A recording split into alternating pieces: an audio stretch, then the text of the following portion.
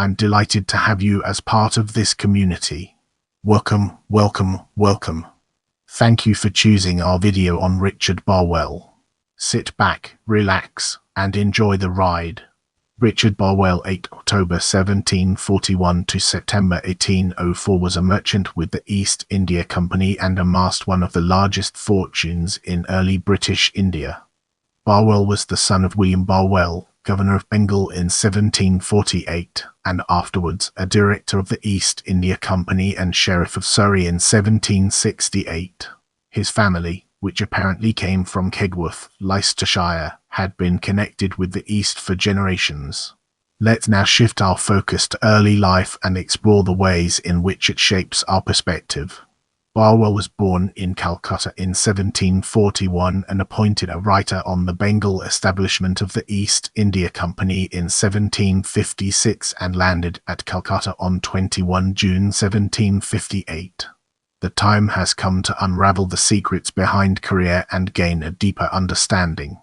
After a succession of lucrative appointments, he was nominated in the Regulating Act 1773-13 Geo. 3. C63, a member of council in Bengal, with Philip Francis as one of his colleagues, General John Clavering as Commander-in-Chief, and Warren Hastings as Governor-General.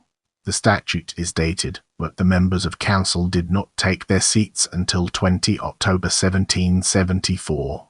Barwell is known to history for his constant support of Hastings, in opposition to the party led by Francis.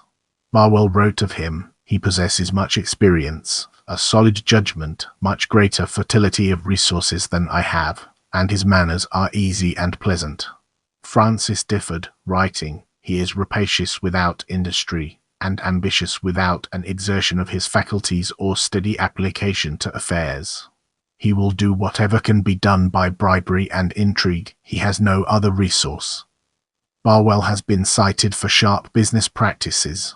Writing in the Cambridge History of India, H. Dodwell says, "He made a great fortune in India, and, as Sir James Stephen says, this fact of itself raises a presumption against his official purity. His standard was low." We find him writing to his sister in 1769, "I would spend 5,000 to secure to myself the chiefship of Dhaka, and to supervise the collection of the revenues of that province."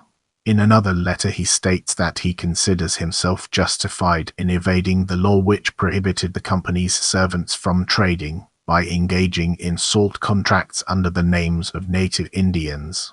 Without wasting any more time, let's jump into the fascinating world of scandal.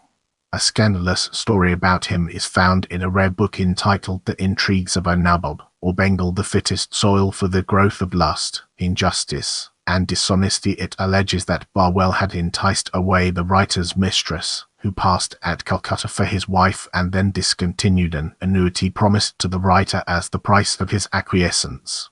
While member of council, he was accused of deriving an illicit profit of 20,000 a year from certain salt contracts. His prosecution was ordered by the Court of Directors, but the proceedings fell through. In connection with this affair, he fought a bloodless duel with General Clavering.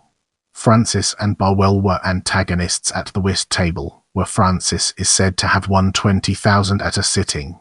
In 1780, after a truce between Hastings and Francis, Barwell retired from the service. With our curiosity piqued, let's embark on a dedicated exploration of move to England and its fascinating intricacies. From India he allegedly brought back one of the largest fortunes ever accumulated. The phrase "fetch more caracals" is associated with him. In 1781 he bought the estate of Stanstead Park in Sussex from the trustees of the Earl of Halifax for 102,500 and subsequently added to his possessions in that county. He enlarged and remodeled Stanstead House in a style of expense which contributed to exhaust the oriental treasures by which it was supplied. As architects, Bonomi and James Wyatt were employed on the work for 5 years, while Capability Brown laid out the grounds. In 1781 Barwell was returned as Tory MP for Helston, in 1784 for Street Ives, and in 1790 and 1796 for Winchelsea. In December 1796 he resigned from his parliamentary seat. Now, let's shift our focus to personal life and embark on an intellectual exploration of its various dimensions. In 1776 he married a Miss Sanderson, the reigning beauty of Calcutta, but she died in November 1778, leaving one son. A portrait of Barwell, seated in his library with this son by his side, was painted by Sir Joshua Reynolds and engraved in mezzotint by William Dickinson.